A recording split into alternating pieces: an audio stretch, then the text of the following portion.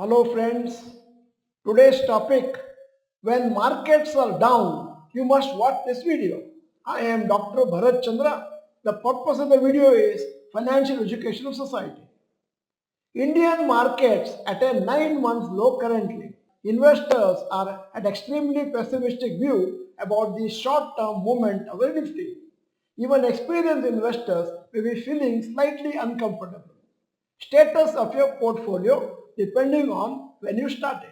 Starting period less than 2 years, portfolio status mostly loss. 2 to 4 years back, minor profit or no loss, no profit situation. Around 4 to 5 years, small profits. More than 5 years back, decent profits, profits significantly reduced due to current fall. The following are some lessons which we have discussed in many of our previous videos. A. Importance of fundamental analysis. B. Importance of asset allocation. C. Importance of mental strength in markets. If you hold weak stocks, most likely they might have fallen much more than other stocks. In a downtrend, all stocks fall, but the recovery may not happen in all stocks. If you had invested a very significant percentage of your net worth in stocks and mutual funds, especially when you don't have the risk appetite, then a significant percentage of your net worth would have eroded now due to the market correction. On the other hand, if only 30 to 35% of your net worth was in stocks and mutual funds, you would not be very uncomfortable even during the heavy fall. In stock markets, wealth is created by investors who are able to manage their emotions well. Investors who experience very high fear during market crash usually panic at some time and sell their shares due to fear of further loss. Most of the time, if you hold good stocks and mutual funds, panic selling is a mistake which damages the chances of long-term wealth creation. The investors who are relatively calmer and understand that they need to go through tough times will perform better since they will be holding stocks when markets rally compared to others who might sell their stocks during a crash. Many investors follow the approach of selling when market falls and reinvesting at lower prices. This is called market timing. This may sound like a smart technique. However, most likely you will not know when to sell at the top and not buy at the bottom. Observe the following data.